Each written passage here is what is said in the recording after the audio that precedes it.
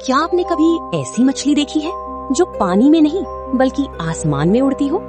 एक ऐसी मछली जो आपको दुनिया का सबसे अमीर बना सकती है या फिर हमेशा के लिए गायब। घने जंगल के बीच एक सूखी पड़ी नदी में एक चमकती हुई सुनहरी मछली तड़प रही थी। उसके बड़े बड़े परियों जैसे पंख थे। ये क्या अजीब चीज है? मछली और पंख? कहीं ये कोई जादुई जाल तो नहीं? शेरू राजा, मुझे बचा लीजिए। अगर मैं सूख गई तो इस जंगल का नसीब भी सूख जाएगा। मुझे उस पुरानी नीली झील तक पहुंचा दीजिए। मैं आपको हीरों का पहाड़ दिखाऊंगी। शेरू राजा ने बिना देर किए मछली को एक बड़े पानी के पात्र में रखा और निकल पड़ी नीली झील की ओर। लेकिन रास्ते में उन्हें मिली एक चालाक लोमड़ी। प्रणाम राजा जी।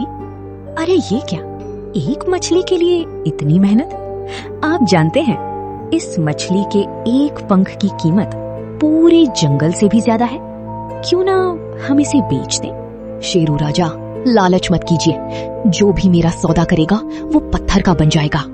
लोमड़ी ने बहुत कोशिश की लेकिन शेरू अपनी ईमानदारी पर अड़िग रहा। लेकिन खतरा अभी टला नहीं था। रात की अंधेरी में जब शेरू सो रहा था, एक गीदड़ चुपके से आया और मछली को चुराकर भाग गया। लोमड़ी और गीदड़ मछली को लेकर पहुंच गए उस रहस्यमयी हीरों के पहाड़ पर। अब हम बनेंगे इस जंगल के असली राजा। उनके सामने एक चमकता हुआ पहाड़ था जो हीरों और रत्नों से जगमगा रहा था। गीदड़ जैसे ही एक बड़ा हीरा उठाने गया, लोमड़ी रानी, मेरे पैर हिल क्यों नहीं रहे? मैंने पहले ही कहा था, ये पहाड़ सिर्फ वही देख सकता है जिसका दिल साफ हो। लालची लोग यहाँ सिर्फ पत्थर बनने आते हैं। धीरे धीरे लोमड़ी और गीदड़ पत्थर की मूर्तियों में बदलने लगी। तभी शेरू राजा वहां पहुंच गया।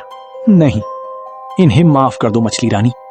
ये लालची हैं, लेकिन मेरे जंगल का हिस्सा भी हैं। शेरू राजा, आपकी ईमानदारी ने इनकी जान बचा ली। लेकिन याद रखना, लालची इंसान खजाना तो पा सकता है पर सुकून कभी नहीं। इतना कहकर मछली ने अपने पंख फैलाए और आसमान में उड़ गई। हीरों का पहाड़ धीरे धीरे गायब हो गया और लोमड़ी और गीदड़ फिर से अपने असली रूप में लौट आए, शर्मिंदा होकर माफी मांगते हुए। तो दोस्तों, क्या आपने कभी लालच में आकर कोई गलती की है?